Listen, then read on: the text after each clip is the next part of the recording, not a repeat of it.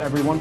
Switching gears here, today marks the first day of Black History Month, and with hit shows over the years like 106 & Park, Being Mary Jane, Sunday Best as well, BET has been a beacon for Black culture, community, and content. And as the media landscape continues to adapt to viewership trends, so too does the brand BET. So here with more, we've got a real good one for you today, folks. Scott Mills, CEO of BET, joining us. Scott, we appreciate the time. BET is a significant part of Black history, its existence, its continued gateway into culture. So what does the new era vision look like for the network and its properties?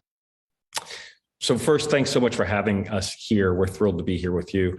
The new era vision is really that we continue to do that on which we've always focused, which is that we exist to serve our community. And our community is not only our audience, it's all of the talent that you see across the video space, across the music space, across all of the creative talent in this world. In addition to the creative talent, it's the institutions that work so hard to service and support our community, like the NAACP and the Urban League, and it's the leaders in our community. And so we work to service the entire community.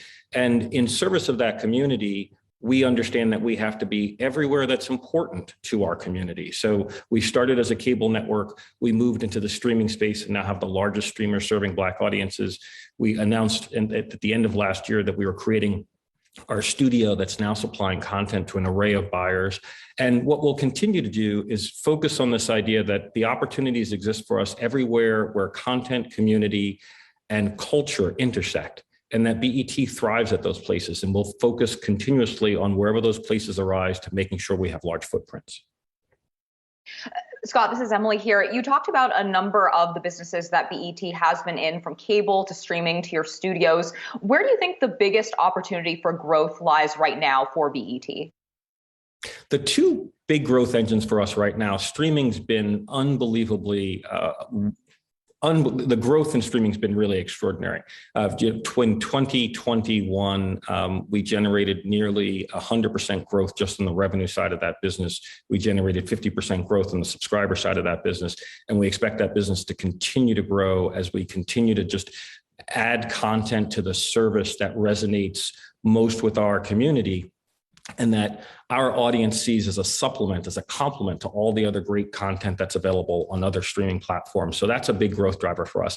The other big growth driver for us is really our studios business. What we've seen is that there is incredible talent that's coming to BET that says, I want to be anchored in an institution that understands the breadth and depth of Black perspectives and Black experiences and Black stories, and is interested in supporting getting those out across a broad array of platforms, whether those platforms are Paramount Plus or Showtime or BET Plus.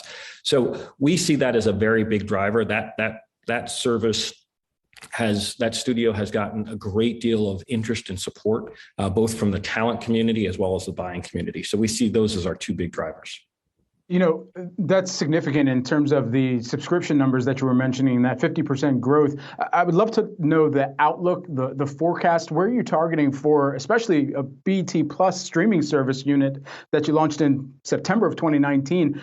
By the end of this year, what would be a good marker for the company to hit? So we defer to our parent company to share the aggregate numbers, but we have millions of subscribers at this point, which we think is an incredible accomplishment. When we created the service, there was a real question as to whether or not, given the plethora of offerings that are available in the streaming space, was there really a lane for a service that was targeting Black audiences with Black content? And what we discovered was that while our audience loves to stream content and absolutely values the broad services like Paramount Plus and like Showtime and like others, that they clearly see BET Plus as a supplement to those services. And that understanding of this idea that there is kind of continuous and persistent value in creating content specifically anchored in the Black experience and delivering that to our audience is driving continued growth in that service. So we're expecting another year of significant double-digit growth for BET Plus. As you've got other platforms in the competitive landscape that are also looking to add more diverse stories and inclusive stories on their platforms as well. I would wonder how much of a premium in price that you've had to see as you're competing for some of those titles, for some of the major actors, actresses, and just the stories to be able to make it to the BET platform. It's a great question. I think first, lots of conversation in the space in general around price at the moment. We are a premium price service at $9.99 a month. And what we're seeing is that our audience is valuing the very specific proposition of premium content created specifically to super serve our audience, and that as a supplement to that which is being offered by other general entertainment services. The other exciting thing is how many creators are coming to us and saying, yes, I may have a show here, I may have a series there, a movie there, but I really, really want to have something with BET. And that it's a testament to the power of the brand and the relevance of the audience and the relevance of the offering. And so we're really able to say, we don't need to have every project from someone. The example I like to use is Lee Daniels. Lee, who's a great friend of BET and has lots of projects in lots of different places, came to BET and said specifically, I have a project that I think is so well suited to BET and BET Plus. It's a show called Miss Pat. We greenlit the show, and it is one of the best performing series on BET Plus. And it speaks to working with talent that really understands our community. Tyler Perry has an amazingly successful series on BET Plus with us.